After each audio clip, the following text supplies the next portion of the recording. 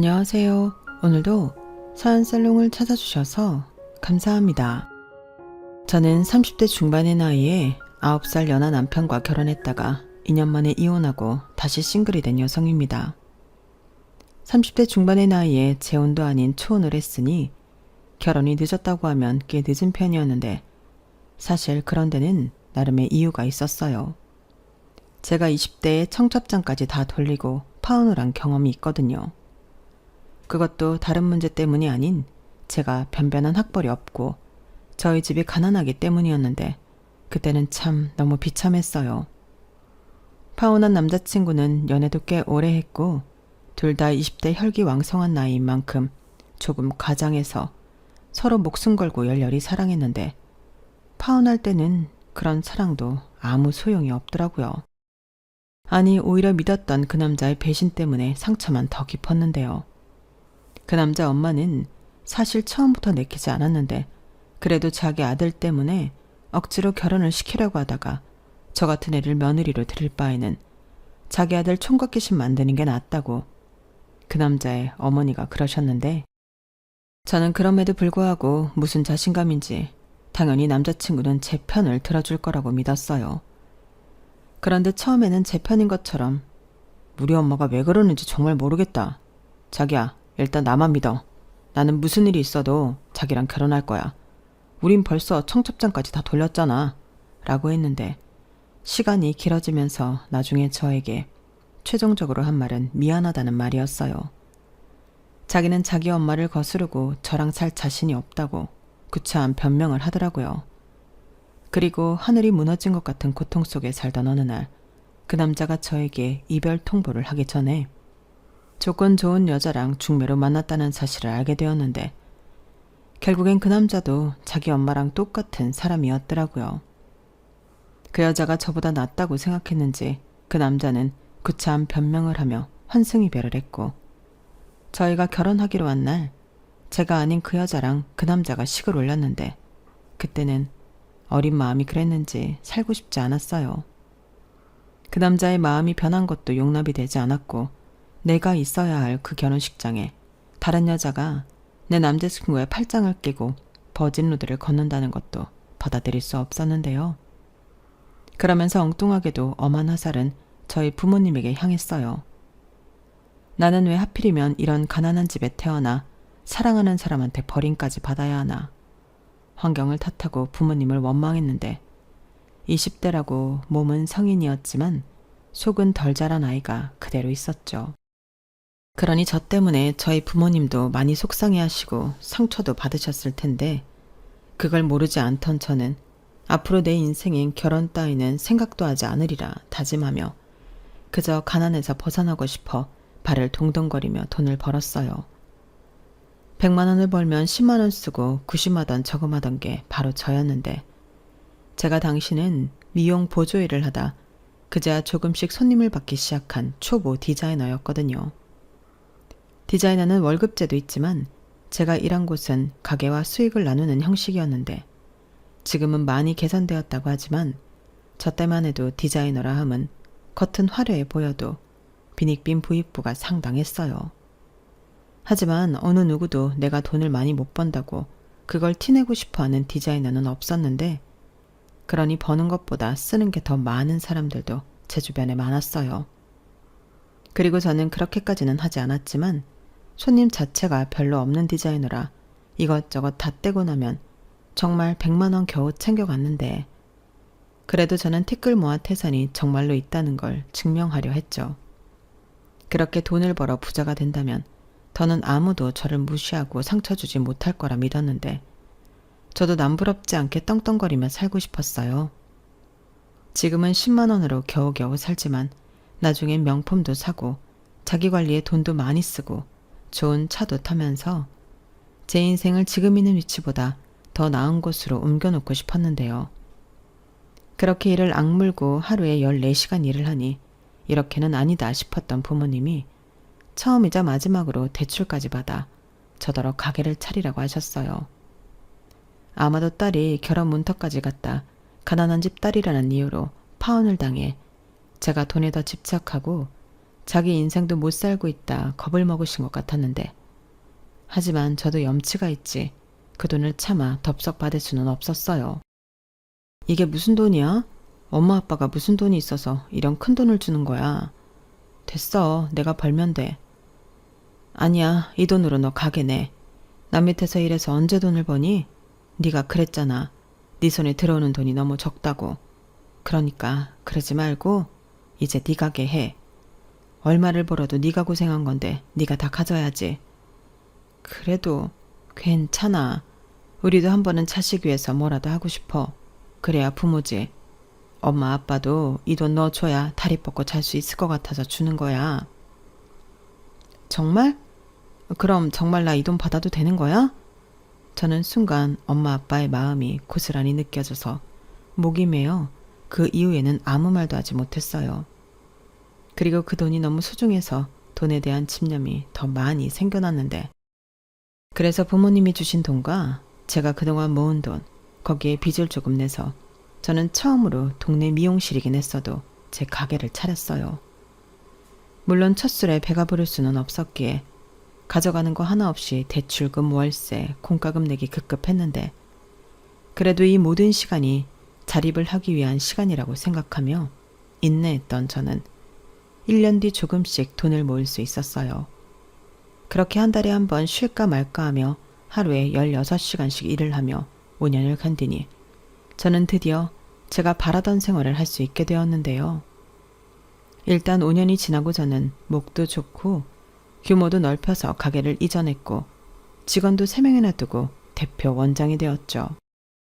그러자 몫이 좋은 탓인지 단골도 많아지고 여기저기서 실력 좋은 디자이너라고 소문도 나면서 그때부터는 어지간한 월급쟁이보다 제가 더 돈을 많이 벌었는데, 그래서 부모님에게 감사의 표시로 매달 2분께 각각 100만 원씩 용돈을 보내드렸어요. 부모님이 주신 종잣돈이 없었더라면 이런 생활은 꿈도 꾸지 못할 것을 너무나도 잘 알았기 때문에 꼭 보답을 해드리고 싶었는데, 그 뒤에는 워낙에 돈이 한이 맺혀서 그런지 이젠 그동안 고생한 저를 위해 돈을 쓰고 싶었죠. 그래서 내내 꿈만 꾸던 집을 강남 신축 오피스텔로 옮겼고, 월세이긴 하지만 그 정도는 유지할 수 있었는데요. 제 꿈은 거기서 멈추지 않았죠. 집을 바꾸니 차도 바꾸고 싶었거든요. 그것도 말로만 듣던 외제차도 리스로 뽑아 타기 시작했는데, 확실히 좋은 집에서 살고 좋은 차를 타고 다니니 삶의 만족도가 굉장히 높아지더군요. 그리고 이 생활을 계속 유지하고 싶었던 저는 나태해질 틈 없이 열심히 일을 해야만 했는데요. 그러니 제 주변에서는 저를 보고 아유, 저기 원장이 돈독이 잔뜩 올랐어. 시집갈 생각은 안 하고 그냥 돈 버는 재미로 산다니까? 이렇게 말하는 것도 듣게 되었죠. 하지만 딱히 부정할 수는 없는 말이라 뭐라고 반박도 못했는데 그 말이 진짜라서 오히려 놀랄 정도였어요. 그리고 그때는 몇 명 없던 친구들도 모두 시집을 가서 어떤 친구는 벌써 애까지 있었는데, 그렇다 보니 싱글인 제가 만날 친구도 거의 없다고 봐도 무방했어요. 그러니 나쁜 짓 하는 것도 아니고 내가 열심히 벌어 나한테 쓰며 행복한 삶을 사는 것을 삶의 이유이자 낙으로 생각하고 살게 되었는데요. 솔직히 지금도 그게 뭐가 나쁜가 그런 생각을 하고 있어요. 친구들이 전부 저를 부러워했는데 제가 남의 돈으로 호강하는 게 아니라 제가 열심히 번 돈으로 호강하는 거니 당당하지 않을 이유가 없었죠. 그러다 매일 늦게 퇴근해 반주를 하는 낙으로 살다 보니 살이 부쩍 찌게 되었고, 아무래도 미용 일을 하다 보니 보여지는 것도 무시할 수는 없었는데요. 그래서 더는 이렇게 방치하면 안 될 것 같아 운동을 하기로 결심했어요. 그리고 손님이 붐비는 시간대는 안 되고 평일 오전 시간에 운동을 하기로 했는데요. 처음에 무작정 헬스클럽 회원권을 끊어 무작정 운동을 하는데 살이 잘 빠지지 않더라고요. 그래서 고민 끝에 PT를 받기로 결심했고, 비용은 좀 들었지만 만족도를 위해 저는 제 자신에게 투자를 하기로 했어요. 그리고 딱 봐도 저보다 한참은 어려 보이는 트레이너의 지도를 받으며 운동을 시작했는데 신기할 정도로 효과가 있어서 놀랐다니까요. 그 후로 재미가 붙어서 저는 매일 운동을 갔고, 트레이너와 매일 만나다 보니 누나 동생 하면서 편하게 지냈는데 어려서 그런지 그 트레이너는 정말 남동생 같고 편하더라고요. 그리고 그러던 어느 날 대뜸 이 동생이 저한테 좋아한다고 고백을 했는데 그때는 너무 의외라 깜짝 놀랐어요.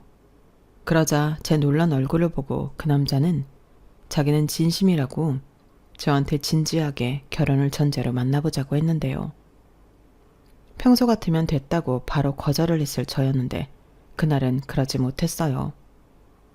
마치 심장이 밖으로 튀어나올 것만 같이 심장이 빨리 뛰었는데 저는 정말이지 그 남자가 저를 좋아하고 있을 거라고는 상상도 해보지 못했어요. 특히 9살이나 어린 남자가 왜 나 같은 늙은 여자를 좋아하겠나 의심도 많이 했는데 시간이 지나면 지날수록 그 남자의 진심이 저한테 와닿더라고요. 그렇게 정신을 차리니 저는 9살이나 어린 남자친구를 둔 능력 있는 여자가 되어 있었는데요. 지금 생각해도 낯이 너무 뜨겁네요. 그 사랑 따위가 뭐라고 나이도 적지 않은 여자가 남자 앞에서 표정 관리도 못하며 빠졌는지 저는 또다시 그렇게 사랑이라는 감정 때문에 행복하면서도 멍청해졌어요. 그러면서 전처럼 돈 없다고 이 남자한테 차일 리는 없다며 안심했는데 그걸 또 역으로 이용당할 줄도 몰랐던 거죠. 저는 그만큼 시간이 가면 갈수록 오랜만에 하는 연애에 푹 빠졌어요. 그러다 그 남자의 본가가 지방에 있었는데 자기 어머니 생신이라고 괜찮으면 저더러 함께 내려가 인사를 드리고 오자 했는데 그때는 결혼 이야기가 나온 것도 아닌데 가슴이 철렁하더라고요. 그래서 그건 아직 이른 것 같으니 다음에 가겠다고 좋게 거절한 적도 있었는데요.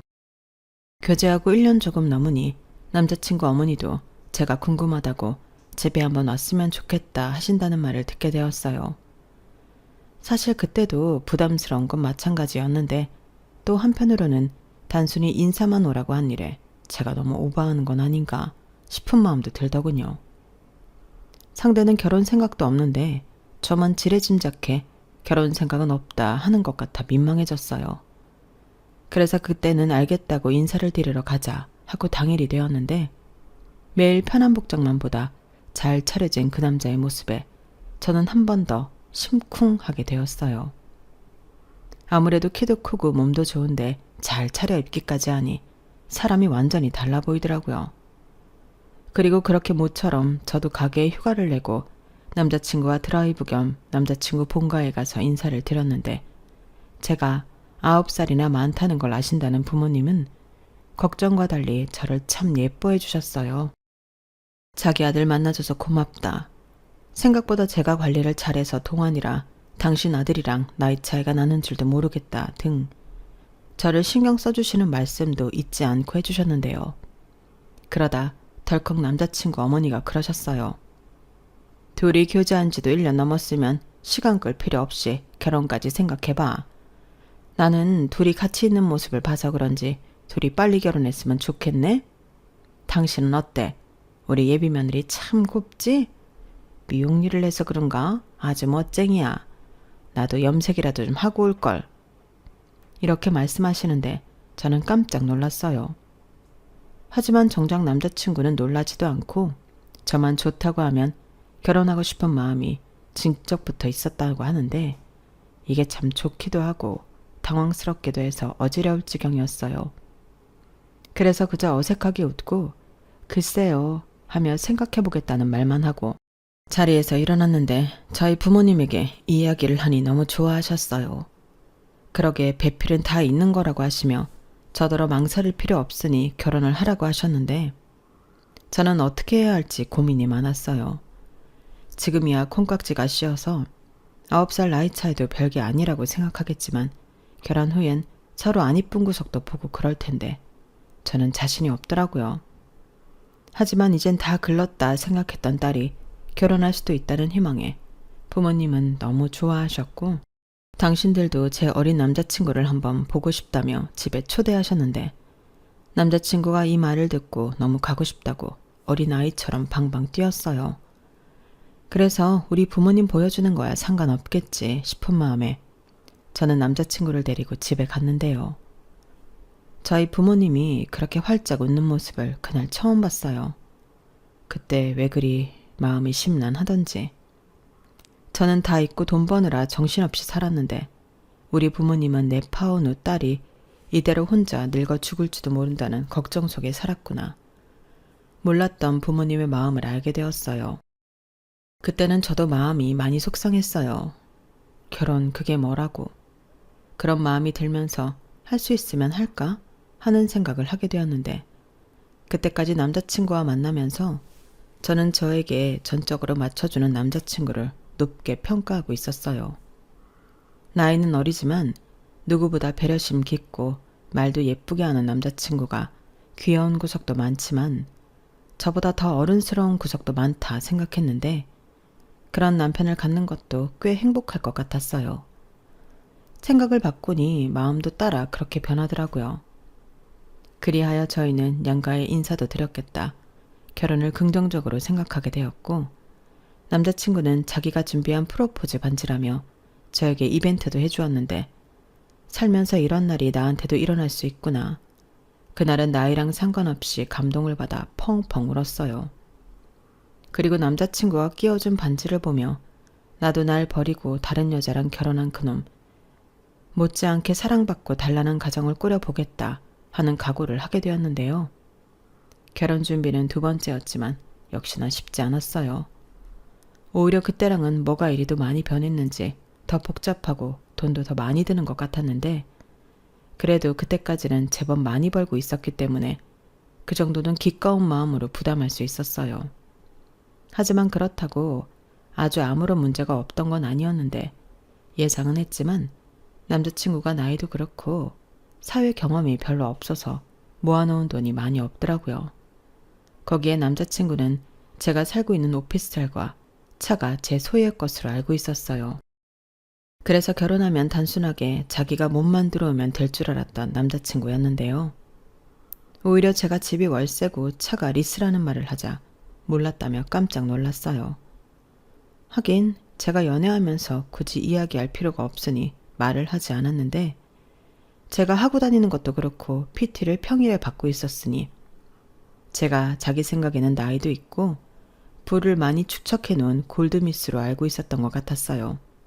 뭐 그렇게 봐줬다면 고맙긴 한데 문제는 이 남자가 혹시라도 제가 돈이 많아 보여 좋았나?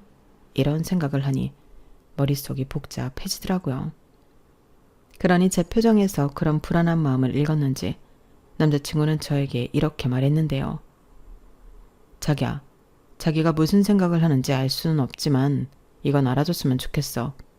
내가 자기 돈 보고 만나는 거 아니다. 나 그렇게 막 나가는 놈 아니야. 물론 나는 자기가 돈도 많고 자기 관리도 잘하고 그런 모습이 멋있고 동경했으니까 좋아한 건 맞는데 그것 때문에 접근했다거나 그렇게 생각은 하지 않았으면 좋겠어. 그래도 자기 내가 월세 살고 있고 차도 리스라고 해서 실망한 건 맞잖아. 그거야 실망이 아니라 몰랐으니까. 그리고 그것도 내 잘못이지. 물어보지도 않고 당연히 자기 거일 거라고 생각했으니까. 그런데 지금은 아니야. 자기가 벌어서 자기가 쓰는 거고 어떻게 쓸지는 자기 자유잖아. 그런 오해를 하게 해서 내가 더 미안해. 나야말로 자기가 실망했을 거라 생각했는걸. 그래서 혹시라도 하는 생각에 자기를 오해했어. 아니야. 나라도 그런 생각하지. 그렇게 따지면 뭐 나는 실망할 자격이 있나? 자기에 비해 모은 돈도 없는데 우리 서로 마음 풀고 결혼해서 행복하게 살 생각만 하자. 내가 우리 자기 많이 행복하게 해줄게. 맹세해. 그때 빌어먹을 그 맹세를 믿지 말았어야 했는데 저는 남편의 말에 홀랑 넘어갔어요. 그리고 저는 제가 모은 돈과 오피스텔 보증금을 빼고 1억 4천 정도 해서 경기도권 신축 아파트 전세에 들어가게 되었는데 남자친구는 자기가 모았다는 돈 1,000만 원과 집에서 해줬다는 2천만 원, 그렇게 3천만 원을 가지고 혼수를 하기로 했어요. 당연히 전세 계약자는 제 앞으로 보증금은 제 명이었는데요. 확실히 서울에 살다 경기도권으로 나가니 출퇴근이 상당히 어렵긴 하더군요. 하지만 어쩌겠어요. 상황에 맞춰 살아야죠. 그리고 저 못지않게 남자친구 아니 남편도 출퇴근에 어려운 점이 있었는데 지하철을 타고 다니다 안 되겠는지 저랑 같이 출퇴근 시간을 맞춰 같이 다니게 되었어요. 가끔 너무 힘들 때는 남편이 운전을 하기도 했는데 그럴 때는 좀 편하더라고요. 그렇게 저희는 결혼 생활도 나름 무탈하게 잘 하면서 신혼 생활도 재미있게 했는데 그쯤 사회 분위기가 심상치 않더니 얼마 지나지 않아 코로나가 확산되기 시작했어요. 가게 운영을 하며 처음 겪는 일의 연속이었는데 그동안은 그래도 꾸준히 있던 단골 손님들 발길까지 끊겨 운영에 큰 타격을 입게 되었죠. 그래도 저는 문을 닫을 정도는 아니었는데 남편의 헬스장은 달랐어요. 일단 주인이 남편이 아니었고 그 관장이라는 사람이 빚도 꽤 있었는지 유지하기 힘들다며 헬스장 문을 닫게 되었는데 졸지에 남편이 백수가 되었어요.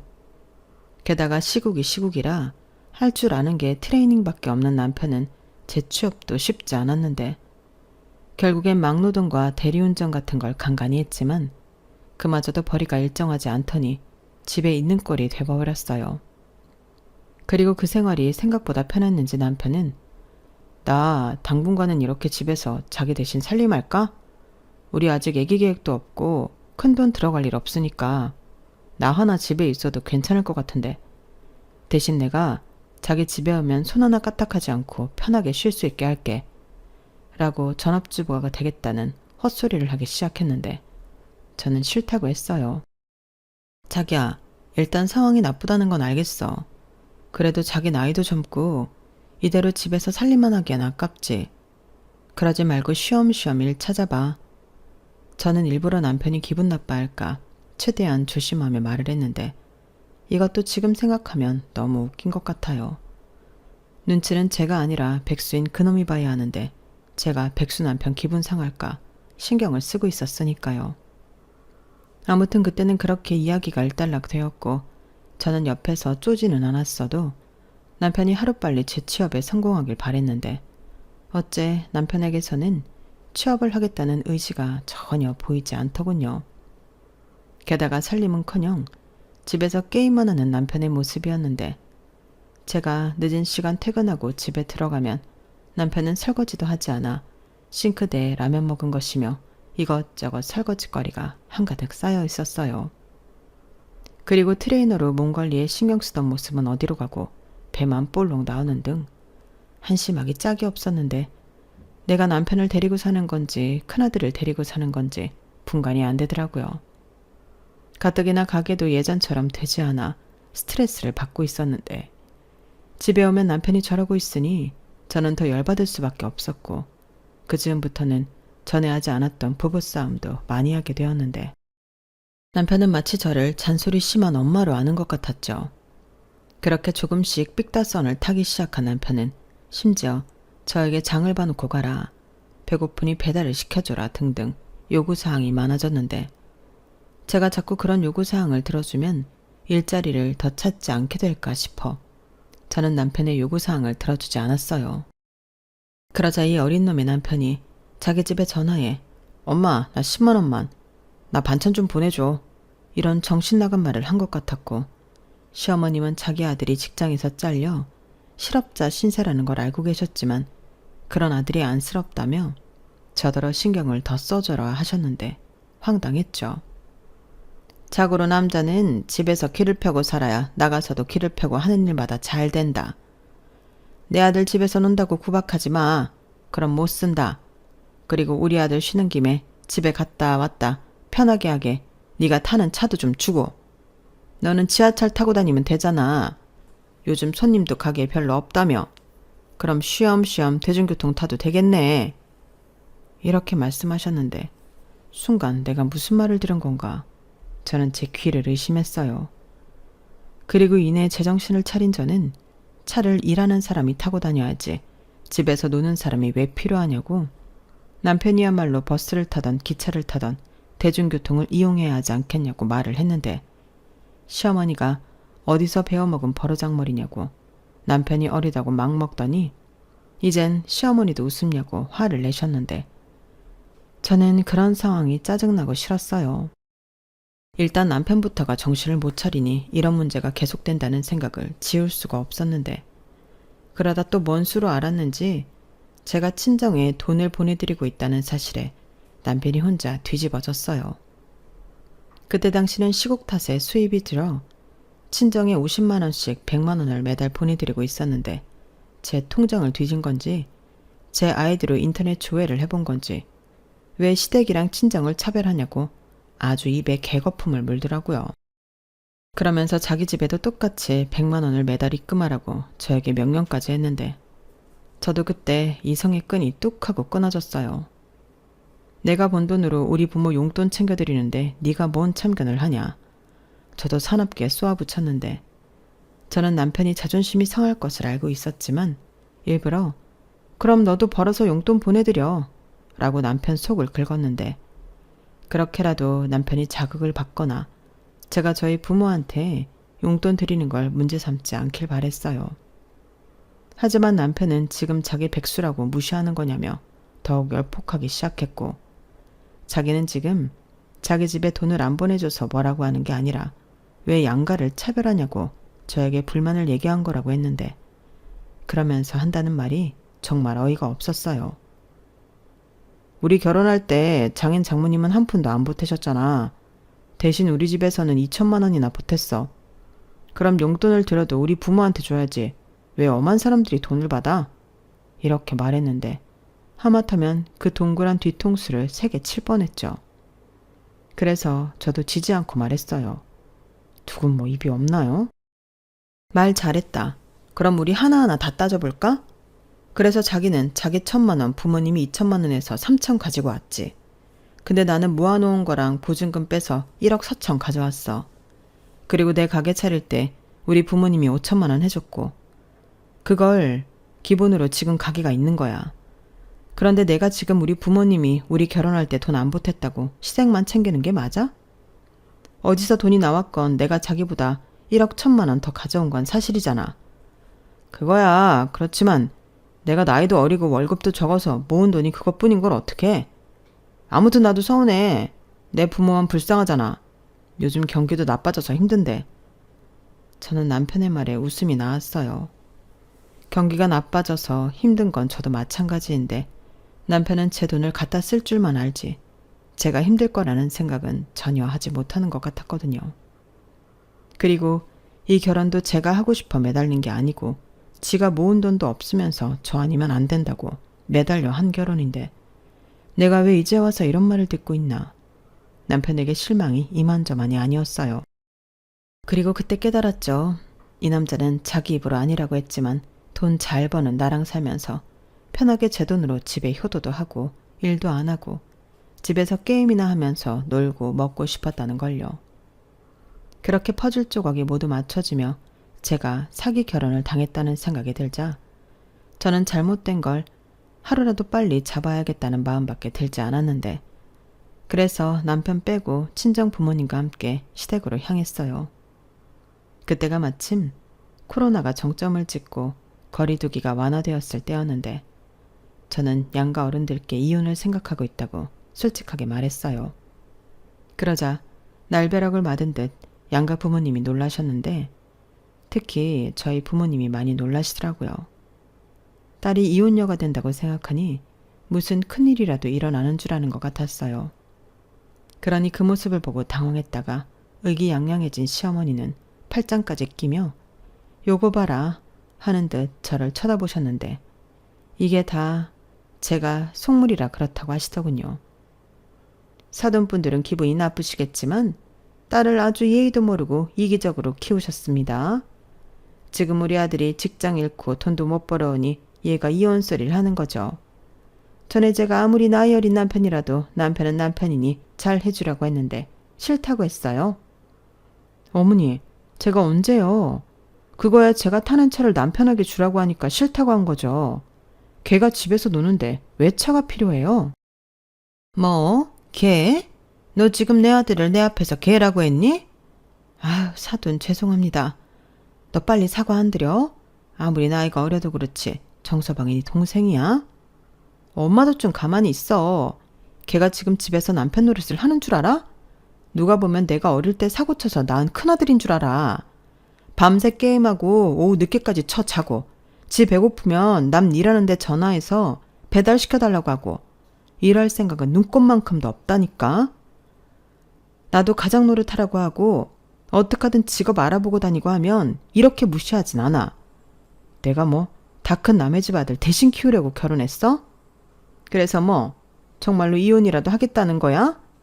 너 내 아들 버릴 거면 제대로 돈 해주고 버려라. 설마 내 아들 몸만 내쫓겠다는 더러운 심보는 아니지? 너 진짜 그런 거면 나 안 참아? 안 참으시면 어쩔 건데요. 어머님이야말로 아들한테 집에서 그렇게 놀지만 말고 뭐라도 좀 하라고 하셔야죠. 애당초 어머니도 아들한테 싫은 소리 할 생각 없으시잖아요.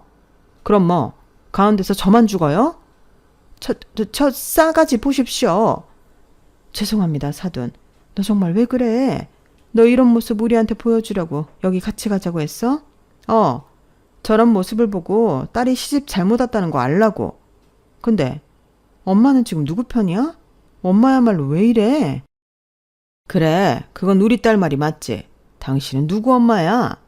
나도 내 딸 혼자 고생하는 거 마음에 안 들었어. 아무리 나이가 어려도 남편이고 가정이면 책임을 져야지. 집에서 그게 뭐야? 지원이 너 마음 굳힌 거면 아빠는 찬성이다. 바깥사돈, 진심이세요? 지원이 이제 내일 모레면 40이에요. 그런데 이혼을 시킨다고요? 40이면 어떻고 50이면 어떻습니까? 제 눈에는 아직 젊고 어린애예요. 내 딸이 뭐가 하셔? 대개 아들을 건사합니까? 사돈도 아들 그렇게 키우지 마십시오. 어머, 기가 막혀. 지금 아들 가진 부모한테 큰소리 치시는 거예요? 딸이 싸가지 없는 건 다 이유가 있었네. 나는 나이가 많으니까 이해심이라도 많을 줄 알고 결혼시켰더니 돈도 쥐뿔 별로 없고 속도 좁네. 뭐라고요? 그날 제 잘못인지 모르겠지만 양가 부모님 사이에는 불꽃이 튀겼어요. 그리고 저는 처음으로 저희 엄마에게 실망해 서운한 마음이 생겼고 그렇게 상황은 별로였지만 제 의사는 제대로 전달하고 올 수 있었는데요. 그 사이 시어머니가 남편에게 이 사실을 모두 이야기하셨더군요. 뭐 예상은 한 일이었어요. 그런데 무슨 생각을 하고 있는 건지 남편은 그날 집에 들어오지 않았고 다음날 사족 보행을 하며 술이 떡이 되어 집에 들어왔는데 그때는 집단에 이혼 소리가 나오니 심란해서 저러나 싶었죠. 하지만 이내 남편놈의 시커먼 속을 들을 수 있었는데요. 그 계기는 백수주제에 제 카드를 훔쳐가서 단란주점에 200만 원가량을 긁고 온 거였어요. 당연히 저는 금액과 사용처를 보고 화가 머리 꼭대기까지 났어요. 그래서 카드를 뺏고 따져 물으니 자기가 한턱을 냈다고 짜증나는 말만 골라 했는데 자기가 그렇게라도 해야 체면이 서는 걸 어쩌냐고 도리어 화를 내는 거 있죠. 지금 내 친구들은 몇 살 여자 만나는 줄 알아? 전부 20대 여자 만나고 있어. 그런데 너는 내일 모레 40이지. 나만 늙은 여자랑 살고 있는데 돈이라도 마음껏 써야지. 내 친구들은 내가 왜 늙은 여자랑 결혼했냐고 동정하고 지랄인데 내가 그랬어. 우리 마누라는 이렇게 카드 준다고. 얼마를 쓰던 뭐라고 하지 않는다고. 이런 면이라도 있어야 나도 밖에 나가 떵떵거리면 살지. 이런 개소리를 하는데 그러면서 마지막 말에 저는 그놈을 있는 힘껏 두들겨 패줬어요. 늙은 마누라 데리고 살아주는 걸 고맙게 생각해. 나 일하고 싶은 마음 따위 없어. 내가 왜 일을 해? 돈 벌어오는 기계 마누라가 있는데. 나는 평생 자기가 벌어오는 돈으로 놀고 먹고 즐기고 살 거야. 9살이나 어린 영계랑 사는데 그 정도는 감당해야 하는 거 아니야? 저는 저딴 말을 듣고 돌지 않을 자신이 없었어요.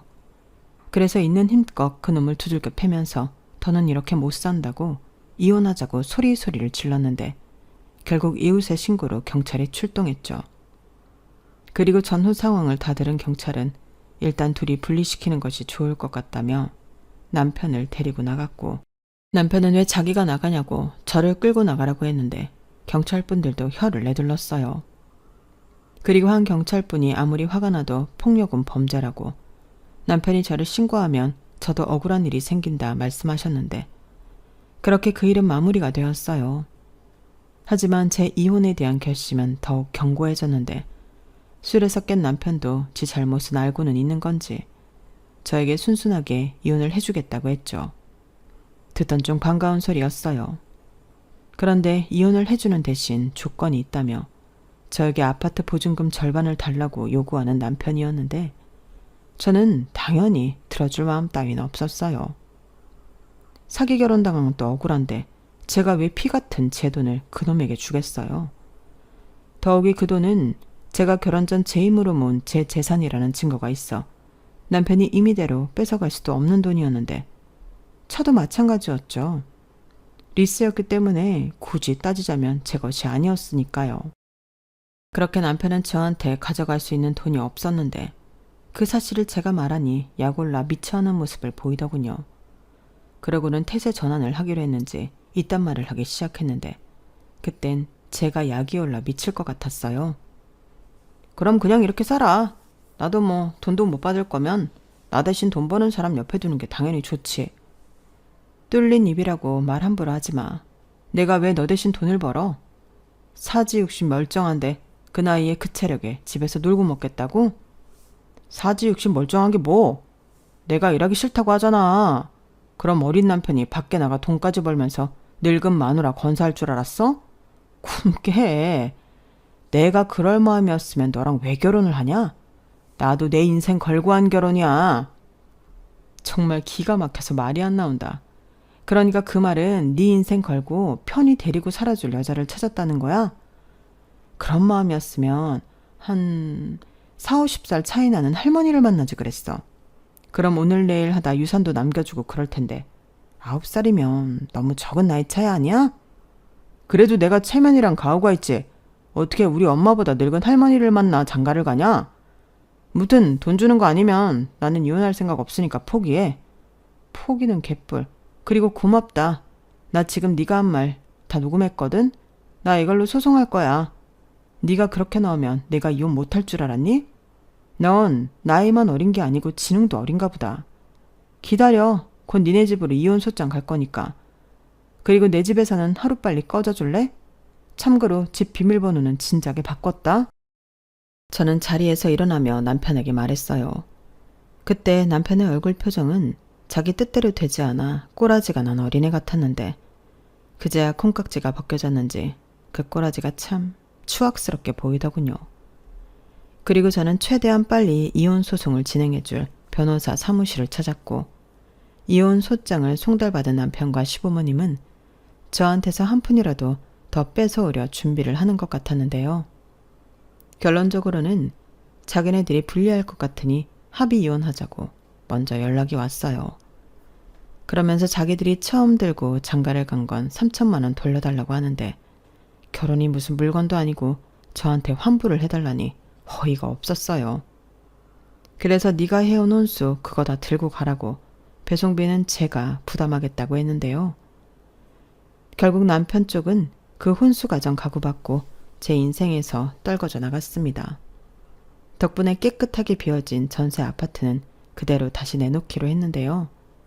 저는 가게 근처에 작은 빌라를 매매해 리모델링을 하고 들어갔어요. 워낙에 오래된 구축 빌라라 여기저기 손볼 곳이 많았는데 저는 이제 제 명의로 된 제 집에서 편하게 혼자 열심히 노력하며 남은 인생을 살아가고자 합니다. 결혼 한번 해봤지만 저는 그냥 혼자 사는 게 맞는 것 같아요. 제가 열심히 벌어서 저한테 쓰는 게 더 행복하더라고요.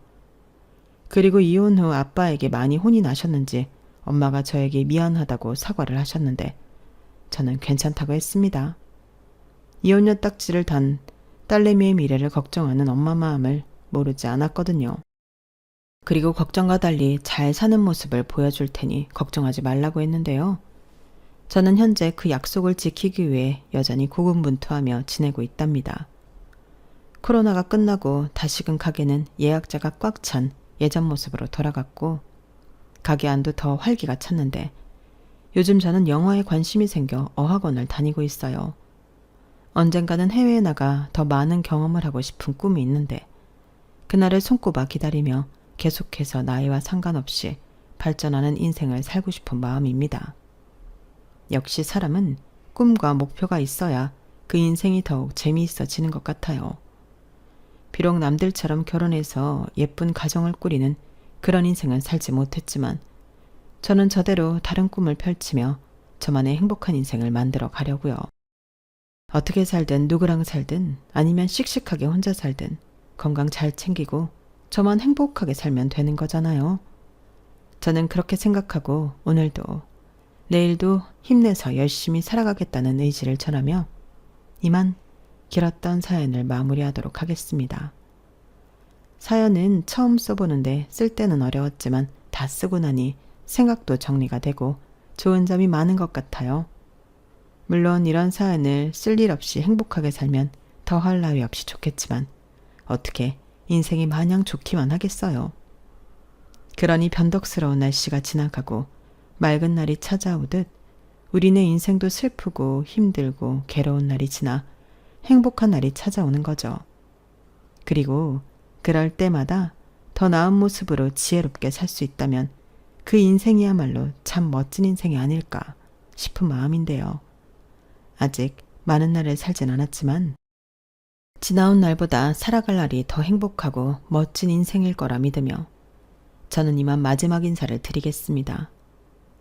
그럼 지금까지 긴 사연 끝까지 함께 해주셔서 감사드리고요. 오늘도 내일도 여러분들의 건강하고 행복한 인생을 응원하며 안녕히 계세요. 여러분, 사연 댓글에 응원과 현명한 조언 부탁드려요. 좋아요와 구독은 저에게 큰 힘이 됩니다. 오늘도 좋은 일 가득하세요.